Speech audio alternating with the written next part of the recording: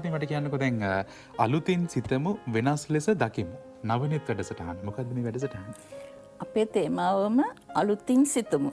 ඒ කියන්නේ මෙච්චර කල් අපි හැම දෙයක්ම හිතන්නේ ඉස්සෙල්ලා දැකලා අපි ඒ ගැන හිතනවා. අපි කිව්වේ අලුතින් හිතලා වෙනස් ලෙස දකිමු කියලා. හේතුව තමයි අපි අදහස් කරේ අපි දැන් මෙච්චර කාලයකට අපි නිදහස ලැබපු කාලේ ඉඳන්ම අපි දේවල් දැකලා තියෙන. ඒවා සේරම අපේ ජීන්ස් වලින් එහෙම අපිට ඇවිල්ලා තියෙන. එතකොට අපි දැකපු දේවල් තියෙන. දැකපු දේවල් වලින් තමයි අපි මොනවා හරි හිතන්නේ.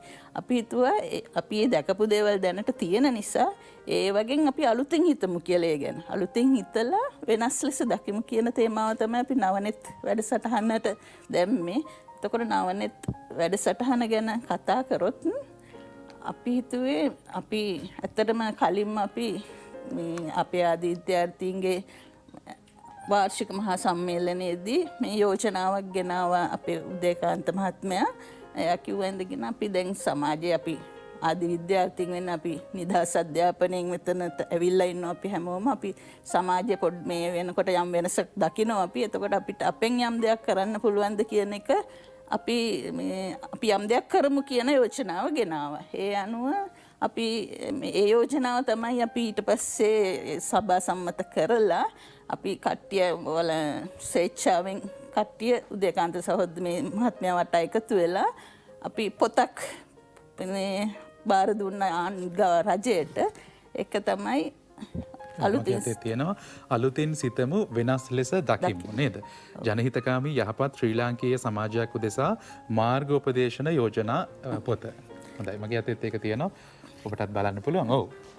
ඒකෙදී අපි ඒ යෝජනා ටික ඒක ගැන අපි කතා කරොත් අපි ඒකේ යෝජනා රජයට බාර දුන්නා. අපි හිතනවා ඒ වගේ යෝජනා වලින් ඒගොල්ල රජය යම් දෙයක් ඒ යෝජනාවලින් යම් දෙයක් රැගෙන මේක ඉදිරියට ගෙන යාවි කියන බලාපොරොත්තු අපිට තිබ්බා. අපි ওই පොතේ අන්තිමට ලිව්වා අන්තිම ඡේදය අපි මේ දැන් අපි මේක ලියනකොට පොත අපිට හිතුනේ හැම දෙයකම මූලිකම අඩිතාලම් වෙන්නේ මේ ආකල්ප කියන එක හැම දෙයකටම බලපානවා කියලා. හැම දෙයක් වෙනවා. ඒ හින්දා අපි හිතුවා ඕකේ අපි අන්තිමට ලිව්වා නවනෙත් කියලා අපි මොකද මේ ආකල්ප වෙනස් කරන්න එකපාරටම කරන්න බැරි දෙයක් නේ. එතකොට මේක සිත් හිතවන්න යම් ක්‍රමයක් එක ස්ට්‍රැටජි එක උපක්‍රමයක් විදියට අපි මේ තරඟයක් තියමු කියන යෝජනාව. ආවයිලා අපි පොතට දැම්ම ඒක අපි නවනෙත් නමින් තරඟයක් පවත්වනවා කියලා.